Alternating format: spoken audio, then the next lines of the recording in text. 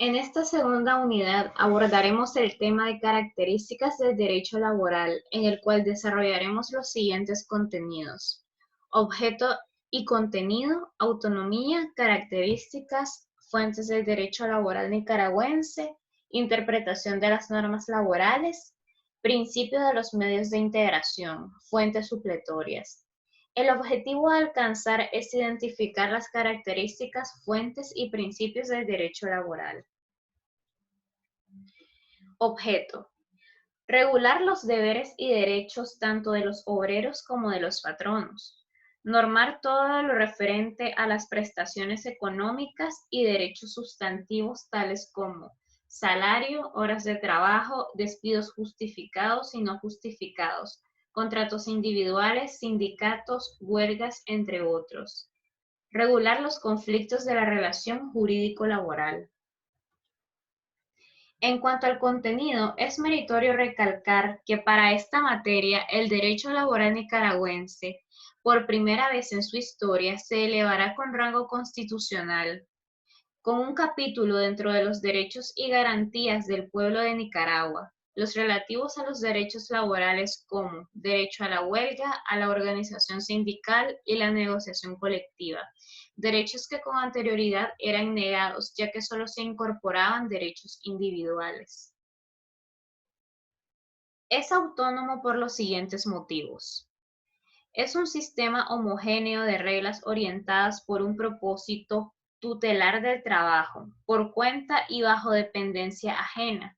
Se refiere a que el derecho laboral tiene sus propias leyes sustantivas porque tiene normas especiales para la materia laboral, por sus fuentes y métodos de interpretación propia.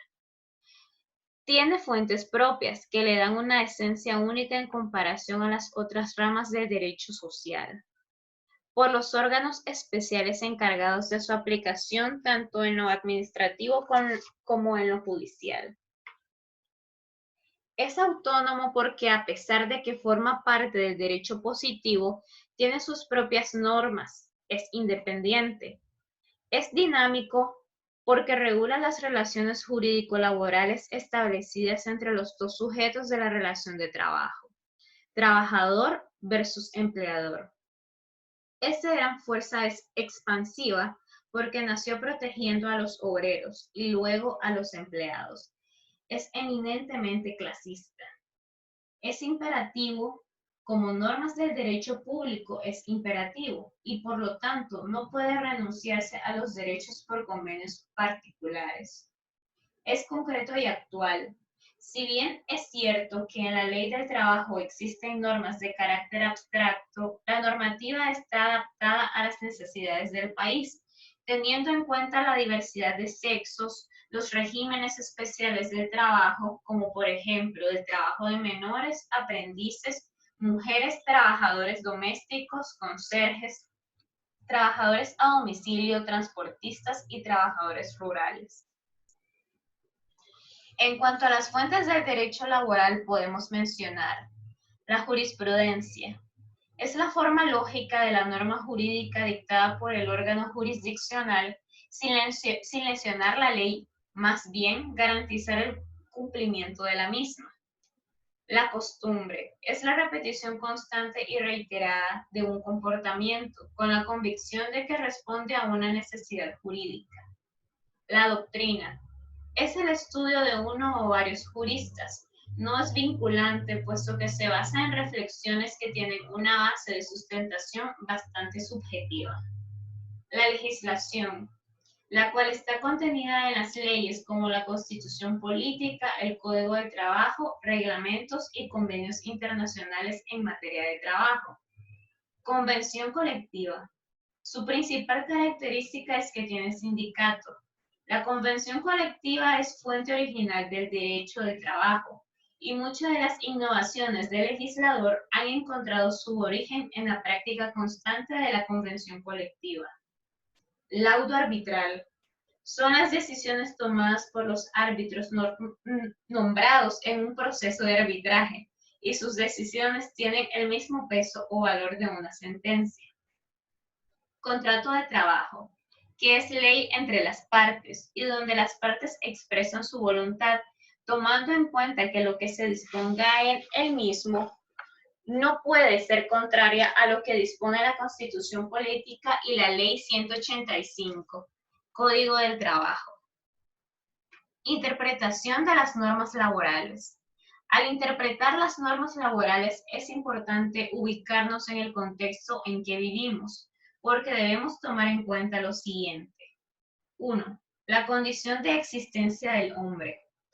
La persona puede dedicarse al desarrollo de la profesión, industria, comercio o cualquier otra actividad que más le acomode, siempre y cuando no esté impedido por determinación judicial y no lesione derechos de terceros. 2. El trabajador como objeto para suplir necesidades.